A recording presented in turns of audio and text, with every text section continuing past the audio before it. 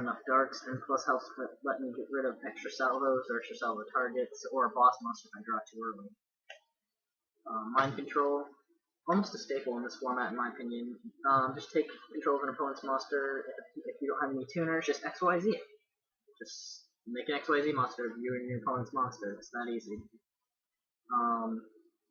Next up for traps, we have Solemn Judgment. Solemn Judgment just helps protect for OTKs or prevent OTKs, whatever you want. Solemn Warnings stops those special summons, stops summons in general. Two-dimensional prisons. I don't run Bottomless because Solemn Warning kind of does what Bottomless wanted to do, only better. And Dimensional Prison helps cover what Solemn Warning can't if the monster's already on the field. So that's why I prefer Dimensional Prisons. And then 3, Chaos Infinity. This is an amazing card. Very underrated. It's a rare trap card that no one gives a shit about because it's Mechalord support. Who cares? The thing is, it combos really well with my Flip Effect monsters. So either Decoichi or Summoner, but mainly Summoner. Basically, it lets me flip my monsters when I want to. Turns all monsters in defense position into face-up attack position. So Summoner gets flipped face up, and then it special summons a Mechalord army of Wiseau from my deck. Well, it could be any Mechalord. I choose Wiseau because he's a salvo target. Now, a lot of people get confused at this part, saying, well, Chaos Infinity flips the monsters before he's summoned. So doesn't that mean Summoner Delusions doesn't get his effect? Well, here's the thing. You have to remember, a lot of people fast play it and think like that, so that's why a lot of people get confused. But if you actually think about the chain, alright, so you have him face down, you have this face down. Flip Chaos Infinity. Does your opponent respond? Let's say they don't. So, okay. Chaos Infinity chooses to resolve. Summoner is flipped face up. Chaos Infinity is still resolving. So Summoner has to wait for Infinity's other effect to fully resolve before Summoner can activate his effect. Wiseau comes out of there. Now Summoner, once the chain is successfully resolved, now Summoner can tribute Wiseau and bring out a fusion monster of my choice.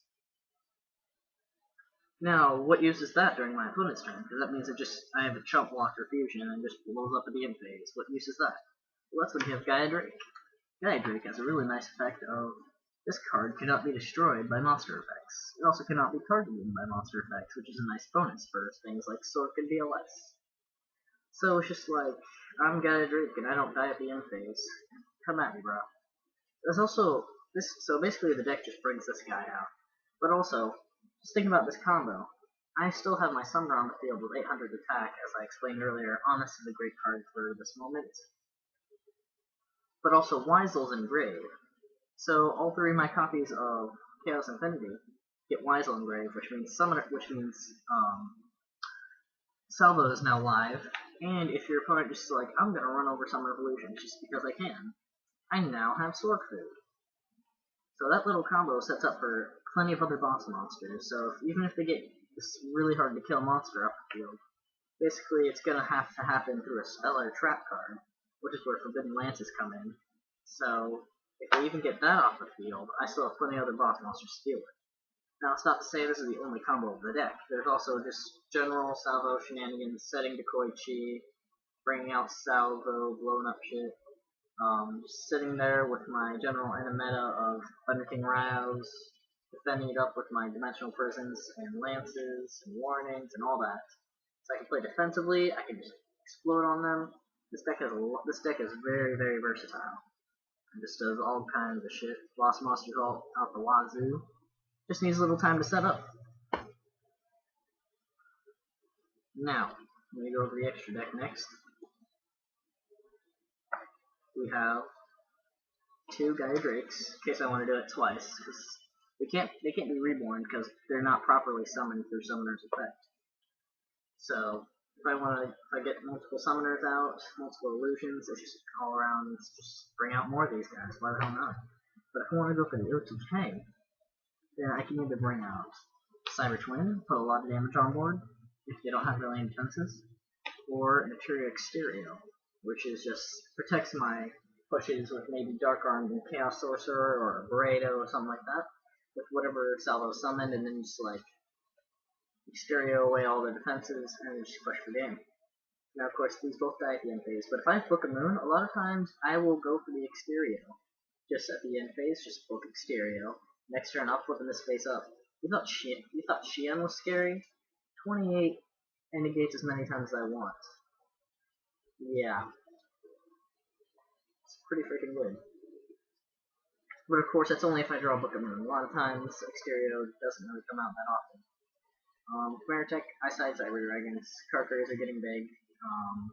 Just nuke their whole army of puppets and just like 5,000 beat stick, something like that.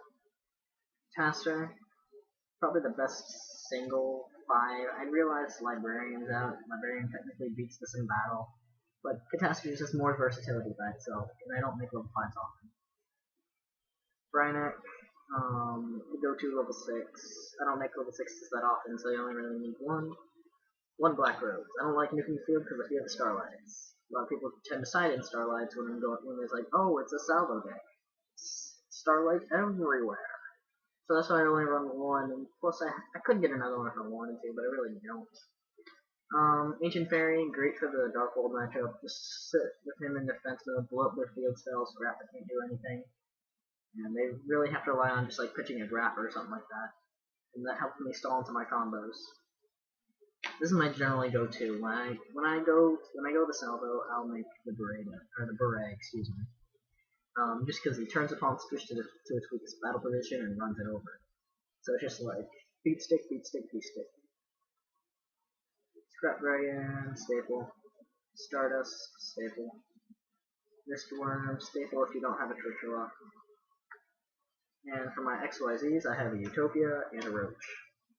Basic combo to bring these guys out is generally going to be Chaos Infinity with a Dekoichi. Basically, if it's your turn, Dekoichi's sitting there face down somehow, I don't know, VP Prison, last turn. Just flip this to attack mode,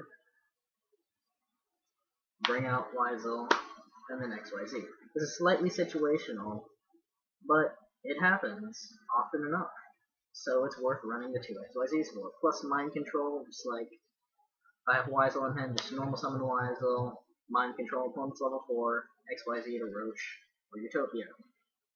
So overall, just, they're good cards.